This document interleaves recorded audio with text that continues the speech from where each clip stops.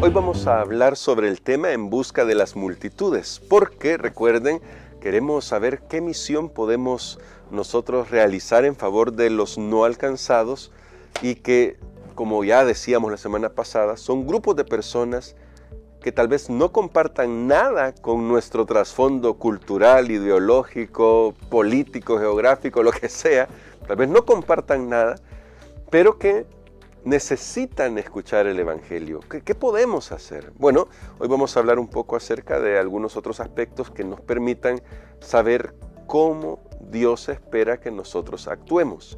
Desde ayer estamos poniendo el contexto de ese momento en que Jesús decidió ir a la región de Tiro y de Sidón.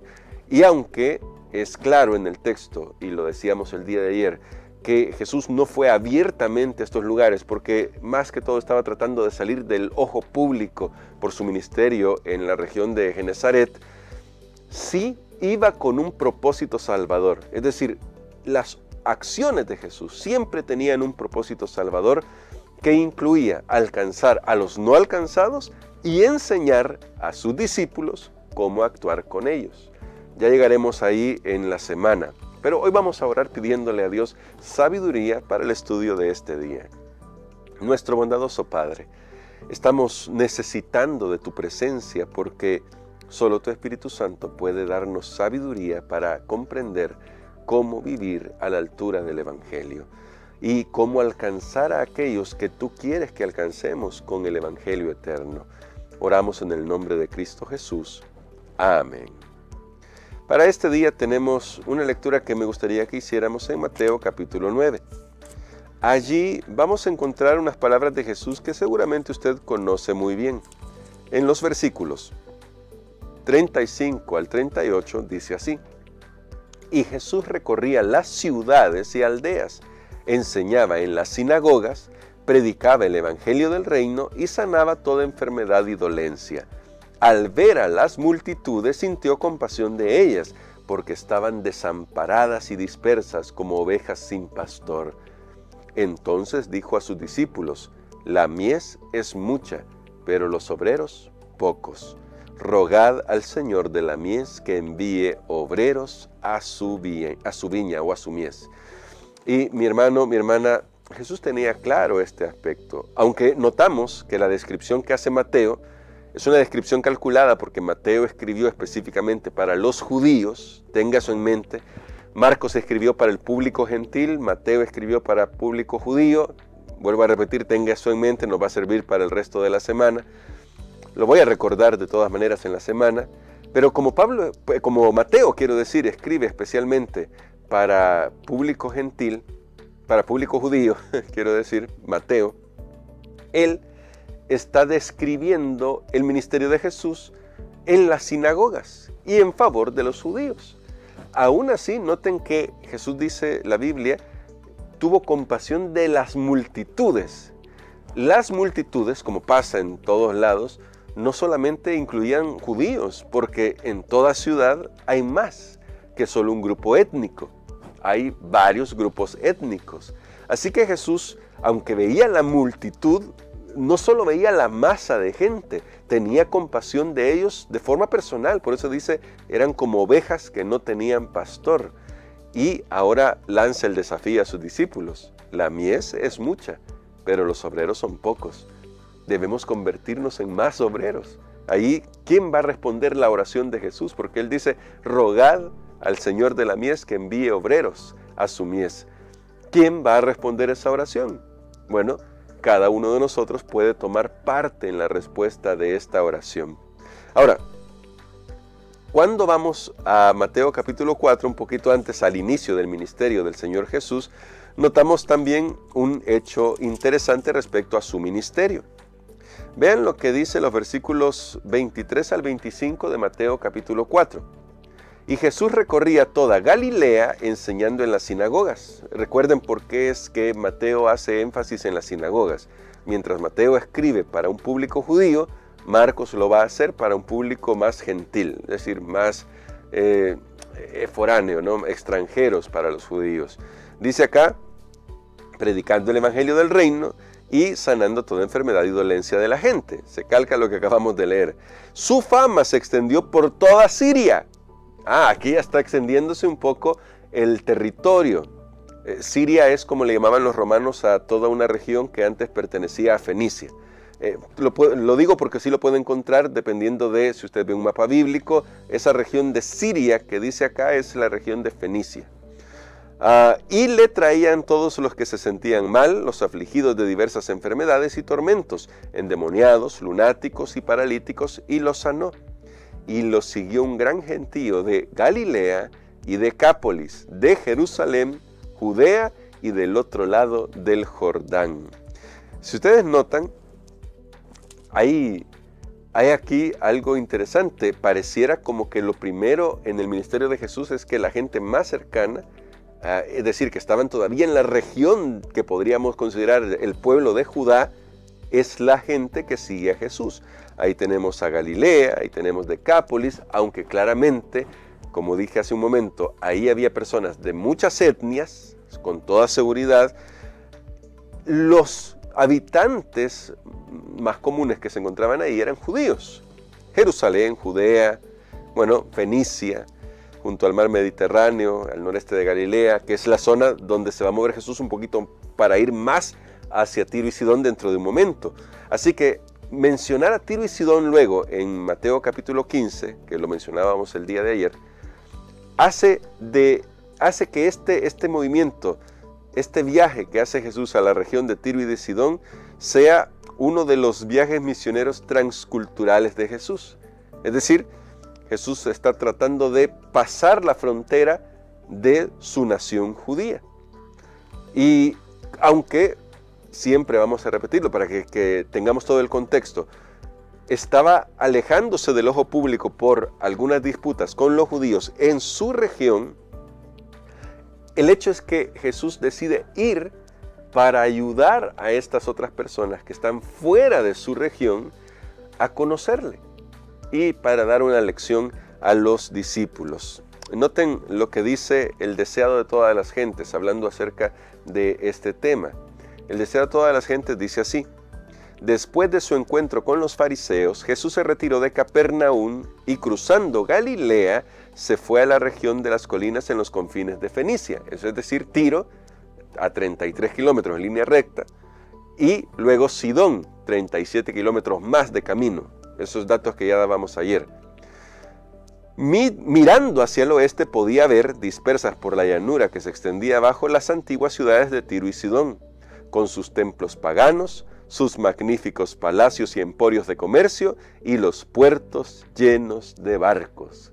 Sí, Jesús estaba yendo a una ciudad cosmopolita, una ciudad que lo tenía todo, ¿sí? Es decir, una ciudad que podrían ser capitales por derecho propio. Claro, no lo eran porque estaban bajo el Imperio Romano, pero podían ser capitales por derecho propio porque eran ciudades pujantes. Ahí se nos habla de los palacios, de los templos paganos, de los comercios. No sé, imagínense centros comerciales que había por ahí en el puerto.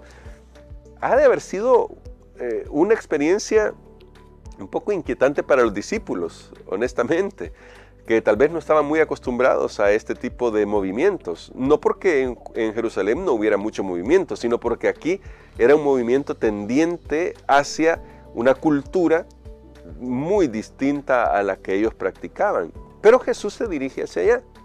Lo hace con discreción. Vuelvo a repetir esto, y tal vez esto no está escrito en ningún texto de la Biblia, eso es verdad. Voy a dar mi opinión, es solamente eso, así que tampoco haga un problema por mi opinión. Usted puede tener su propia opinión. Jesús, al ir a la región de Tiro y Sidón, y no hacerlo tan abiertamente como ya estaba trabajando su ministerio en la región de Judea, está tratando de equilibrar su misión por todo el mundo, porque Él vino a salvar a todo el mundo, con respetar los prejuicios de su propia nación. Nada fácil, la verdad.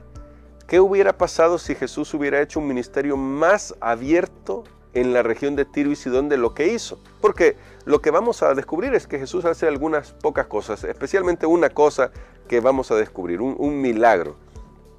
Eso lo vamos a descubrir ya a partir de mañana. Ahora, ¿qué hubiera pasado si Jesús hubiera hecho una obra mucho más abierta?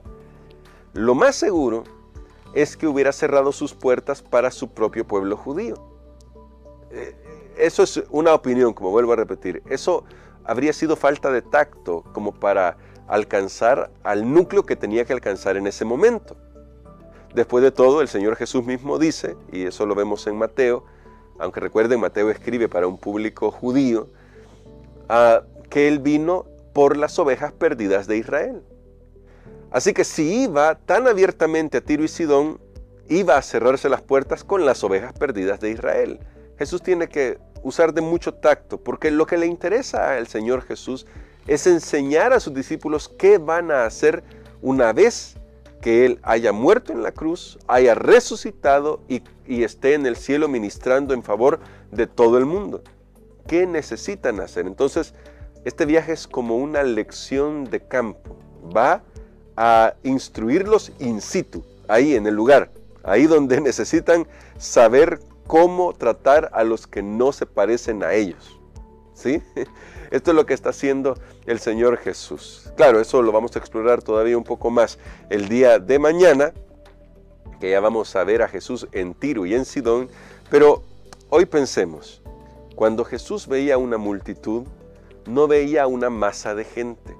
Jesús se preocupaba por ellos, recuerden el método de Cristo, porque realmente quería hacerles bien, tanto que en las dos narraciones que vimos, tanto en Mateo capítulo 4 como en Mateo capítulo 9, se nos dice que le llevaban a los enfermos y Él los sanaba, porque Él realmente quería hacerles bien. No estaba tratando de convencerlos, no estaba tratando de ganarlos con sus favores, no, simplemente les quería hacer bien porque su carácter era hacerles el bien, porque Él es amor, porque Dios es amor. Y eso es una lección para nosotros. Cuando vemos a las multitudes que necesitan de Jesús, ¿cómo las vemos? Esa es la gran pregunta. Tal vez lo que voy a decir pueda resultar un poco desafiante, pero mi intención es más que todo que veamos y reflexionemos sobre lo que estamos haciendo hoy. ¿Qué vemos cuando vemos a una multitud? ¿Vemos lo que Jesús veía? Personas necesitadas de un líder espiritual, que es Jesús, claro está, pero que obreros como nosotros tenemos que ayudar a estas personas a llegar hasta Jesús, o lo que vemos son números.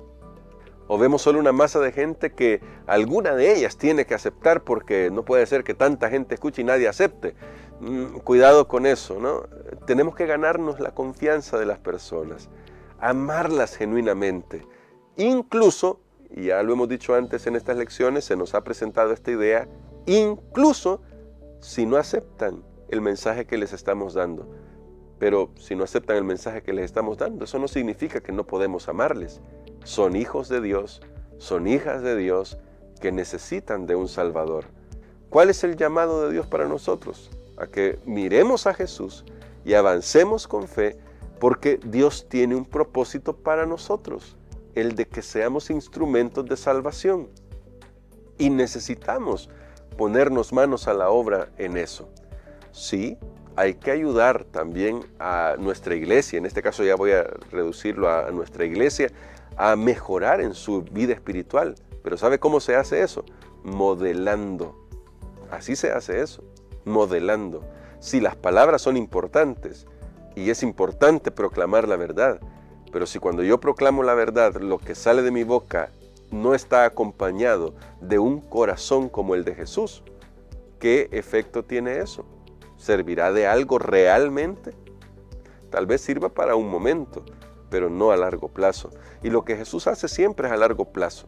Incluso cuando parece que hace cosas que uno podría cuestionar. Ya llegaremos ahí en esta semana, ya vamos a estudiar esto, porque a los discípulos los puso en jaque en algún momento, en varios momentos, pero eso les ayudó a ver un poco más la perspectiva de Dios. Y tal vez nosotros necesitamos eso. Sabiduría de Dios, eso es todo. Oremos unos por otros, oremos por la iglesia, oremos por nuestros líderes, para que juntos podamos ver la perspectiva de Dios, para que juntos podamos trabajar en favor de aquellos que están necesitando más de Jesús. Vamos a orar. Querido Padre, gracias te damos por tus misericordias y te pedimos sabiduría para poder alcanzar a estas personas que no han sido alcanzadas con el Evangelio de Jesús. Tal vez nosotros mismos hemos puesto las barreras, tal vez hemos impedido que puedan ver a Jesús como deberían verlo. Te pedimos perdón por eso, pero ayúdanos a correr esa mía extra en favor de ellos, a servirles, a honrarles con el servicio, no por quienes son ellos, sino porque tú, oh Dios, les amas y has puesto ese amor en nosotros. Definitivamente ese es el propósito, porque tampoco amamos por quienes somos nosotros, sino por lo que tú has hecho en nuestro favor. Gracias por tus misericordias. Oramos en el nombre de Jesús. Amén.